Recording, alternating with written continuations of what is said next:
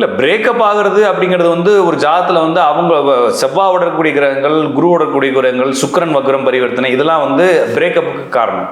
ஒரு ஜாதத்தில் குரு செவ்வாய் இருந்தால் அவங்க லீகல் பிரேக்கப் ஆயிடுவாங்க. ஒரு பெண் ஜாதத்தில் செவ்வாவோட சேர்ந்த கிரகங்கள் வக்ரம் பரிவர்த்தனையாகி குரு செவ்வாய் இருந்து குருவோட சேர்ந்த கிரகங்கள் வக்ரம் பரிவர்த்தனை கண்டிப்பாக அவங்களுக்கு பிரேக்கப் ஆகி இன்னொரு லைஃப் ஆரம்பிக்கும். அதுக்கு ஆண்களுக்கு அதே மாதிரி செவ்வாய்க்கு போல சுக்கிரனை போட்டு பார்க்கணும். இப்போ ரெண்டும் இருந்தால் அவங்களுக்கு பிரேக்கப் ஆகும். அது தனி கேஸ். இப்போ பிரேக்கப் ஆகி நிறைய பேர் யாருமே இல்லாமல் இருப்பாங்க, தனியாக இருப்பாங்க நிறைய. இப்போ எனக்கு தெரிஞ்ச ஒரு லேடி வந்து அவங்க ஏதோ ஒரு வெளிநாட்டில் இருக்கிறாங்க. அந்த லேடிக்கு 58 வயசு.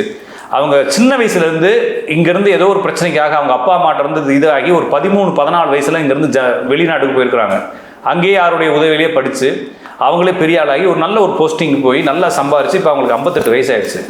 இப்போ அவங்களுக்கு யாருடைய ஃப்ரெண்ட்ஷிப்பும் இல்லை, யாருடைய லவ்வும் இல்லை, யாருடைய அஃபேரும் இல்லை, எல்லாமே 58 வயசு. இப்போ அவங்களுக்கு என்னன்னா வாழ்க்கை தனியாக போயிடுச்சு. ஒரு குழந்தை இல்லை, தனிமையில் இருக்கு, அனாதையாக இருக்கிறேன், என் கூட பேசுறதுக்கு ஒருத்தன் இருந்தால் போதுன்ற மாதிரி மைண்ட் செட் இருக்குது. அப்படி யாராச்சும் வருவாங்களான்னு ஜாதகம் கேட்குறாங்க. 58 வயசு. 58 வயசு. இதில் என்ன இருக்குது? வயசு என்ன பிரச்சனை? மனசு இருக்குல்ல, மனசுக்கு என்ன வயசு இல்லைங்களா?